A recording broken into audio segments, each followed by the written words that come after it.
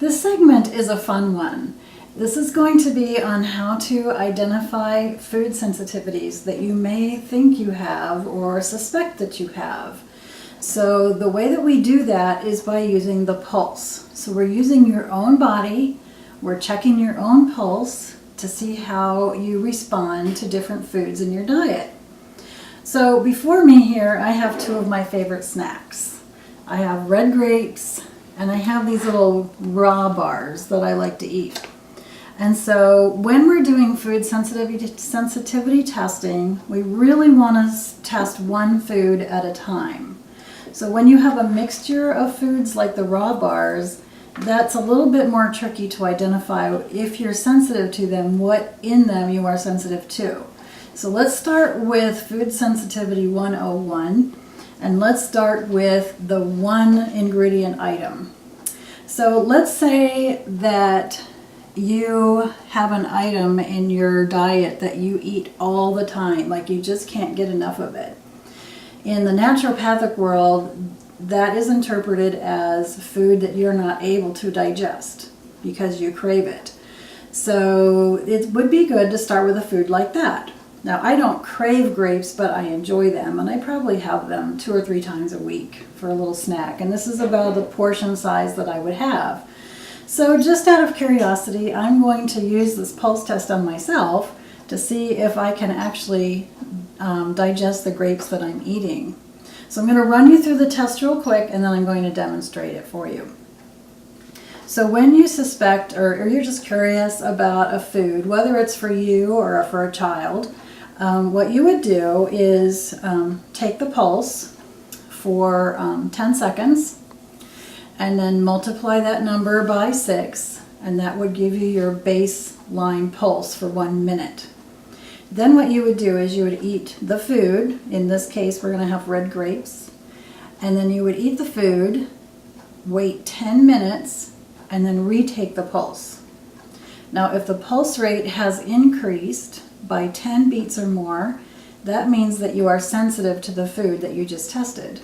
And it might not be a bad idea to consume some digestive enzymes whenever you have that food, whatever it is, in the future, to help your body to digest that food more easily.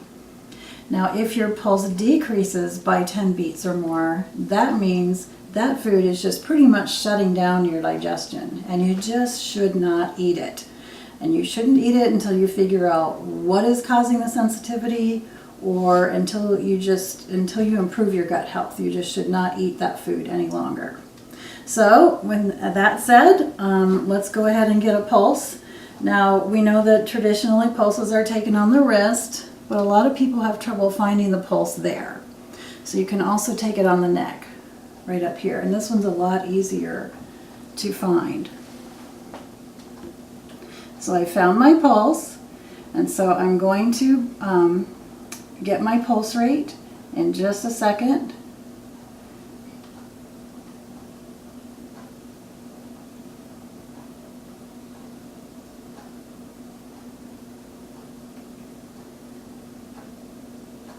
Okay, I have my pulse rate. I'm going to write it down. It's a little tricky when you're trying to do it by yourself, when you're watching the second hand on the clock tick and you're trying to count your pulse at the same time. So you might want to have somebody help you with this. Okay, so I'm going to be back in 10 minutes after I've eaten the grapes, and we'll recheck it and see how I respond to them.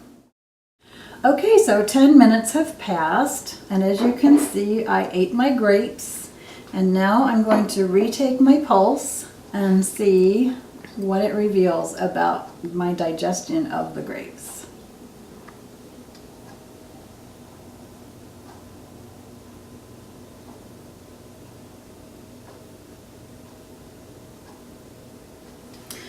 Okay, I can see that my pulse has increased by 4 beats, which means that my body is digesting the grapes just fine, which is good news for me. One thing I wanted to mention is, what if you are curious about a food that you're eating because it upsets your stomach after you eat it, and you try the pulse test and you find that you're well within the 10 beats of overage, so to speak, but you still don't feel well after you eat the food. Well, what we would need to do is examine your digestion further down the line, because there's a problem with the assimilation of the food.